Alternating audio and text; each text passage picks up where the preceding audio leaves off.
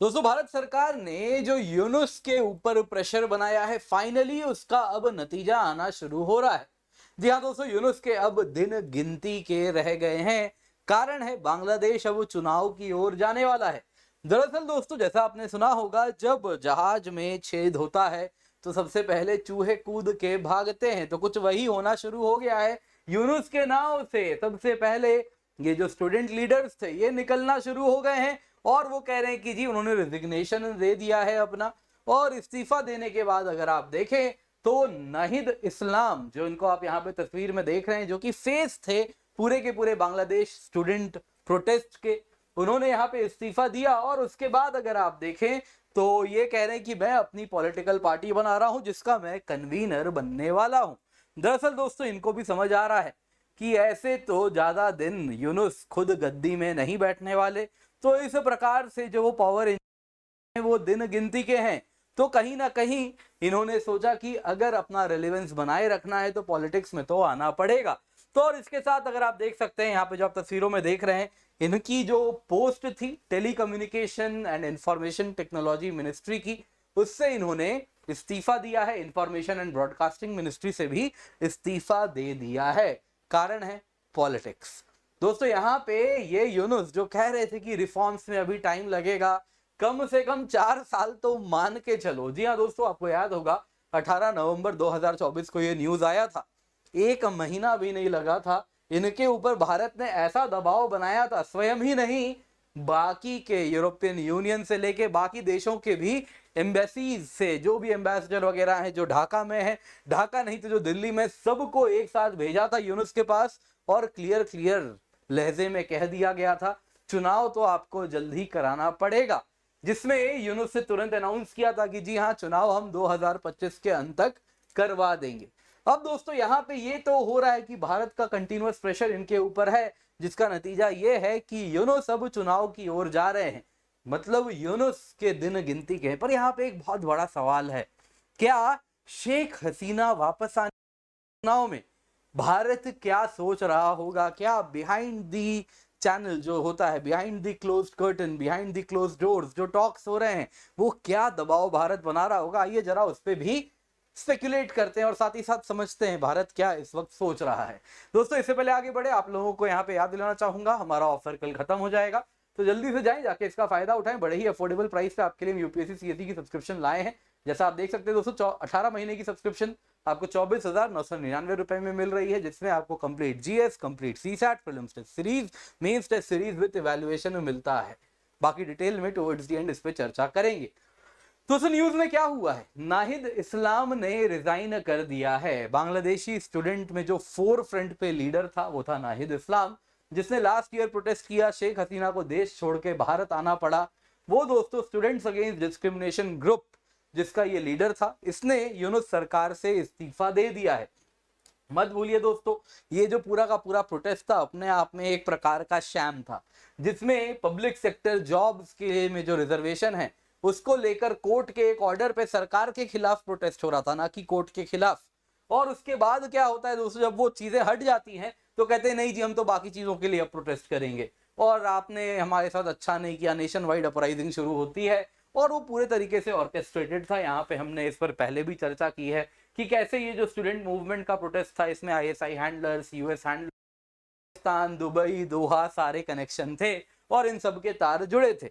और अब तो दोस्तों ये चीज स्वयं ट्रम्प भी कह ही रहे हैं, यूएस एड किस प्रकार से इलेक्टोरल इंटरफेरेंस करता है, कितने मिलियंस ऑफ डॉलर्स पंप किए गए थे।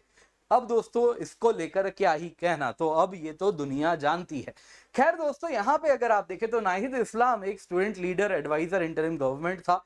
और इसके साथ अगर आप देखें तो ये पार्टी अब कह रहा है कि मैं इसको रिजाइन करके अपनी पार्टी बनाऊंगा और मैं उसका कन्वीनर बनूंगा। और इसके साथ वो अपना एक पॉलिटिकल पार्टी खड़ा कर रहे हैं। क्यों, आखिरकार ऐसा क्या हो गया? यूनुस से क्यों भरोसा टूट रहा है? देखिए, यूनुस को भारत ने बहुत पहले ही बड़े ही क्लियर लहजे में कहा था कि कुछ भी हो जाए, आपके साथ हमारे जो बिजनेस ट्रांजैक्शंस हैं वो लिमिटेड होने वाले हैं। कारण है कि आप एक डेमोक्रेटिकली इलेक्टेड सरकार नहीं हैं, आप भीड़ तंत्र से आए हुए पावर में बैठे हुए हैं, ये मत भूलिए। तो आपके साथ केवल और केवल उतना ही ट्रांजैक्शन होगा जो कि सच में जरूरी है डे टू डे एक्टिविटी चलाने के लिए। लेकिन आप हमसे लेजिटिमेसी की उम्मीद मत कीजिए, क्योंकि लेजिटिमेसी तो उसी की होगी जो चुनाव लड़ेगा, जीत के आएगा। अब यहाँ पे दोस्तों हमने यूनिस एडमिनिस्ट्रेशन को कहा था इसलिए जल्दी से चुनाव कराइए, नई सरकार आएगी उनसे हम खुल के बात करेंगे, अब वो कोई भी आए लेकिन चुनाव के थ्रू आए। दोस्तों कल बांग्लादेश आर्मी चीफ ने भी कुछ यही इशारा किया है। कल जब बांग्लादेश के एयरफोर्स बेस पे अटैक हुआ उसके बाद आर्मी चीफ ने क्या कहा, उन्होंने कहा यहाँ पे मैं पावर तब तक होल्ड करूंगा, लॉ एंड ऑर्डर तब तक चलाऊंगा जब तक चुनाव ना हो जाए। मतलब यूनुस पे भरोसा नहीं है, ये लॉ एंड ऑर्डर नहीं चलाने वाले। यूनुस को याद दिलाया गया कि आप बस और बस चुनाव कराने के लिए हैं, तब तक लॉ एंड ऑर्डर भी आर्मी के पास रहने वाला है। इसके साथ दोस्तों यूनुस के लिए ये क्लियर हो रहा है नेक्स्ट चुनाव तो उनको अब कराना ही होगा। Yunus is under tremendous pressure. इनके जो क्रिटिकल पार्टनर थे इस पूरे सरकार को चलाने में वो थे स्टूडेंट्स अगेंस्ट डिस्क्रिमिनेशन। वो ये बात समझ रहे हैं कि अब यूनुस के दिन गिनती के हैं, इस प्रकार से लंबे देर तक वो पावर में नहीं रह सकते। तो इसीलिए इन्होंने क्या किया है कि वो समझ रहे हैं अपने रिलेवेंस को बांग्लादेश में बनाए रखने के लिए आवश्यक है कि वो अपनी पॉलिटिकल पार्टी बनाए, क्योंकि चुनाव तो यूनुस को कराना ही पड़ेगा, कोई 4 साल का समय इनके पास नहीं है। पर दोस्तों यहाँ पे सवाल उठेगा, क्या ये स्टूडेंट लीडर्स चुनाव मैनेज कर पाएंगे? देखिए दोस्तों हमने बहुत देखा है जो भीड़ तंत्र करने वाले लोग होते हैं जब ये चुनाव में आते हैं तो क्या होता है। मत भूलिएगा दोस्तों भारत में भी काफी लंबे समय तक फार्मर प्रोटेस्ट हुआ था, उनके कुछ लीडर्स अभी हमारे डेमोक्रेटिक चुनाव में पार्टिसिपेट किए थे, किन्हीं को 1100 वोट मिला था तो किन्हीं को 900।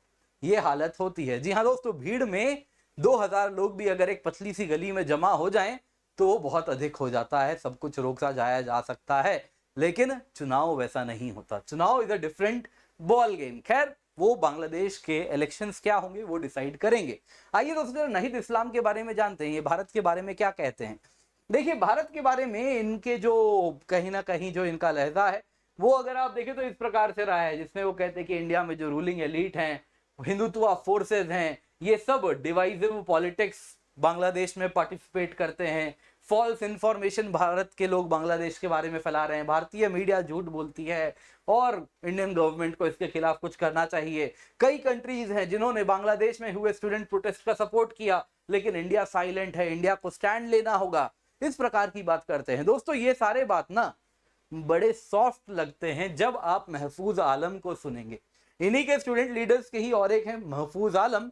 ये दोस्तों केवल और केवल विष उगलने के लिए जाना जाता है, और जिस प्रकार से आप देखें तो ये वही आदमी है महफूज आलम जो कि आप देख सकते कह रहा था बंगाल, असम, त्रिपुरा बांग्लादेश का हिस्सा है, और वो जो ग्रेटर बांग्लादेश वाले कहीं ना कहीं जो इनके ख्याली पुलाव हैं इसी को ये आगे बढ़ा रहे थे। खैर भारत ने फिर इनको अच्छा खासा सुनाया था, पोस्ट वगैरह जो ये किया था इन्होंने, इसको डिलीट वगैरह भी इन्हें करना पड़ा था। खैर यहाँ पे दोस्तों एक देखने वाली बात है, देखने वाली बात यह है कि ये जो नाहिद इस्लाम है ये बड़ा ही स्मार्ट है, इन द सेंस ये स्वयं जहर नहीं बोलता उस इंटेंसिटी पे, ये जहर बोलने का काम जो करवाता है दोस्तों अपने बाकी इन लोगों से करवा रहा है, महफूज आलम वगैरह से करवाता है।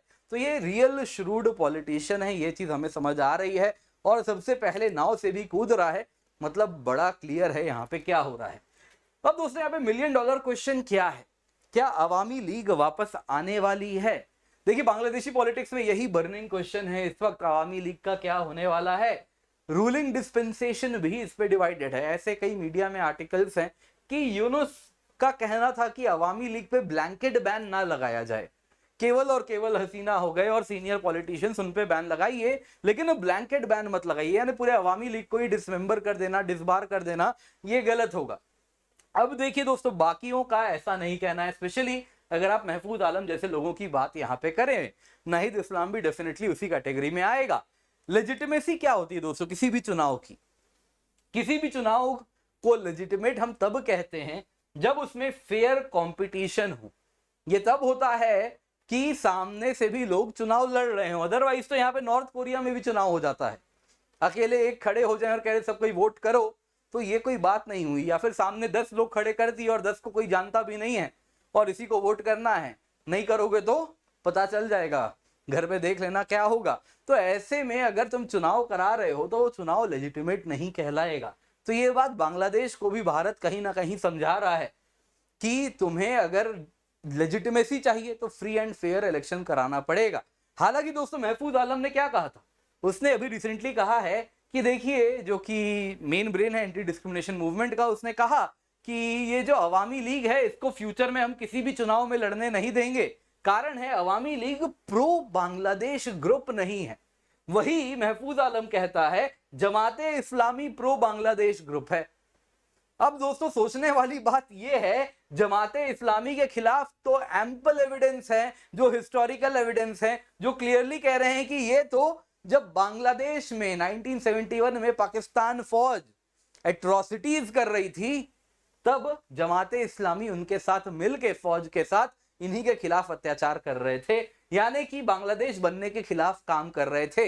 लेकिन वो प्रो बांग्लादेश हैं और जिन्होंने बांग्लादेश बनाया जिस पॉलिटिकल पार्टी ने, वो एंटी बांग्लादेश है। तो दोस्तों इस प्रकार की बात कौन प्रो है कौन एंटी बांग्लादेश है, ये लीडर्स डिसाइड नहीं कर सकते, ये लोग ही डिसाइड कर सकते हैं, और लोग केवल और केवल चुनाव में आके ही डिसाइड कर पाएंगे। इसीलिए फ्री एंड फेयर डेमोक्रेसी बहुत इंपॉर्टेंट है। उनका कहना है कि हसीना गवर्नमेंट तो फासिस्ट है, इनको हम कैसे चुनाव में आने देंगे। अब दोस्तों ये जो कहना है ये भी अपने आप में इतना ही गलत है कि आप पूरे गवर्नमेंट को एक सेकंड के लिए मान लेते हैं हसीना गवर्नमेंट ने कुछ इस प्रकार के कृत्य किए, लेकिन क्या आप एक पीएम ने जो किया उसके लिए क्या पूरे गवर्नमेंट को रिस्पॉन्सिबल ठहराएंगे?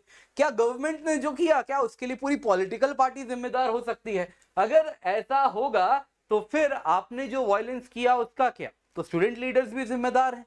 आपके जब आप अभी सरकार चला रहे हैं उसमें आपने टारगेटेड माइनॉरिटीज को जो पर्ज किया है, उनको कहीं ना कहीं उनके खिलाफ जो अत्याचार किया, क्या इसके लिए यूनुस और ये सारे स्टूडेंट लीडर्स जिम्मेदार नहीं होंगे? दोस्तों यही बात भारत भी उनको समझाना चाहेगा, स्टार्टिंग में प्यार से, नहीं तो और भी रास्ते हमारे पास हैं। दोस्तों यहाँ पे देखिए इंडिया इस वक्त यही कर रहा है कि बिहाइंड द क्लोज कर्टन्स हम यही समझा रहे हैं, जो स्ट्रिंग से सब पुल कर रहे हैं, जिसमें बड़ा क्लियर है। देखिए बांग्लादेश में जो चुनाव होगा फ्री एंड फेयर होगा, जिसमें यूनुस के ऊपर दबाव है कि अवामी लीग को आपको पॉलिटिक्स में पार्टिसिपेट करने देना होगा, चुनाव में वो पार्टिसिपेट करें, उनका अधिकार है इलेक्शंस कंटेस्ट करना। हाँ शायद थोड़ा नेगोशिएशन होगा यहाँ पे शेख हसीना के साथ, या शेख हसीना बाहर रह के यहाँ पे चुनाव होगा, उसको लेके शायद थोड़ा गिव एंड टेक होगा। लेकिन हम चाहेंगे अवामी लीग भी हो, और साथ ही साथ अगर आप देखें तो खालिदा जिया की भी पॉलिटिकल पार्टी यहाँ पे पार्टिसिपेट करे, वो भी पार्टिसिपेट करें, और उसके साथ स्टूडेंट लीडर्स करें, बाकी लोग करें, लेकिन it should be free and fair election जिसमें सारे political parties end of the day मौजूद हों। दोस्तों स्टार्टिंग में तो हम प्यार से जरूर समझाएंगे यहाँ पे कि देखिए अवामी लीग को अगर आप सच में हटाना चाहते हैं तो वो तभी हो पाएगा जब आप फ्री एंड फेयर इलेक्शन के सहारे उनको हटाएं। अदरवाइज कोई भी सरकार आ जाए, यदि अवामी लीग चुनाव में पार्टिसिपेट ही नहीं किया तो वो चुनाव कभी भी पब्लिक लेजिटिमेसी नहीं पा सकता, उसको कोई भी सच में चुनी हुई सरकार नहीं कहने वाला। दोस्तों ये बात समझाया जाएगा, अदरवाइज हमारे पास बहुत सारे और भी टूल्स हैं। यहाँ पे देखिए ये तो समझ ही रहे हैं, इनके पास कोई एड नहीं है, जो फॉरेन बैकिंग मिलती थी वो खत्म हो चुकी है, चाइना से भी इंडिफरेंस मिल रहा है, वो भी आ रहा है, क्या दे सकते हो पहले उस पर बात करते हैं, उसके बाद सोचेंगे तुम्हारे लिए क्या करना है। बाकी ग्लोबल प्रेशर भी होगा, कंडमनेशन भी अब आना जल्दी शुरू हो जाएगा। बड़ा क्लियर कह दिया, देखिए ट्रंप आने के बाद ना दुनिया के पास बड़े बड़े प्रॉब्लम्स आ गए हैं।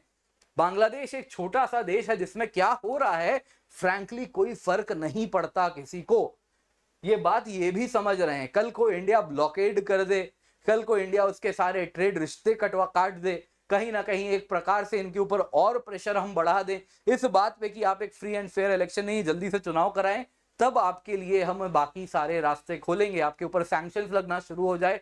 इस वक्त दुनिया में कोई कुछ भी नहीं कहेगा। मे भी पाकिस्तान कुछ बोले तो उसकी आवाज को कितना ही लोग सुनते हैं, आप भी जानते हैं, मैं भी जानता हूं, तो ये समझ रहे हैं। तो कहीं ना कहीं पहले प्यार से लॉजिकली समझाएंगे, नहीं समझेंगे तो थोड़ा है ना डर भी दिखाना कभी कभी जरूरी होता है। क्यों, क्या कहा गया है, भय बिन होए ना प्रीत, तो वो भी जरूरी है। दोस्तों उम्मीद करता हूं आपको ये वीडियो पसंद आई होगी, लाइक जरूर कीजिएगा, शेयर करना ना भूलें। बाकी याद रखिए फ्लैट 60% ऑफ आपके लिए हम सब्सक्रिप्शन लाए हैं, बड़ी ही अफोर्डेबल प्राइस पे। दोस्तों कल ये ऑफर खत्म हो रहा है, जल्दी से जाएं, जाके इसका फायदा उठाएं। 18 महीने की सब्सक्रिप्शन 24,999 रुपए में आपको मिल रही है। Complete GS, complete CSAT, prelims test series, mains test series with evaluation आपको मिलता है, डेडिकेटेड डाउट सॉल्विंग है, 1-on-1 मेंटरशिप आपको यहाँ पर मिल रहा है। फ्लैट 60% ऑफ आपके लिए हम लेकर के आए दोस्तों, ये ऑफर कल खत्म हो जाएगा, जल्दी से जाएं, जाके फायदा उठाएं। सीसैट बैच आपके लिए हम चला रहे हैं, इसका फायदा अवश्य उठाइए। इसके सिवा आपके लिए स्पेशल बैचेस हैं 2026-2027 के लिए, कुछ इंग्लिश में, कुछ हिंदी में, कुछ इंग्लिश में। इसके साथ आप अवश्य जुड़ जाएं। और बाकी अनअकैडमी आरंभ है दोस्तों, जो कि 1 मार्च को शाम को 7 से 9 होने वाला है, तो आप अवश्य जुड़ जाएं।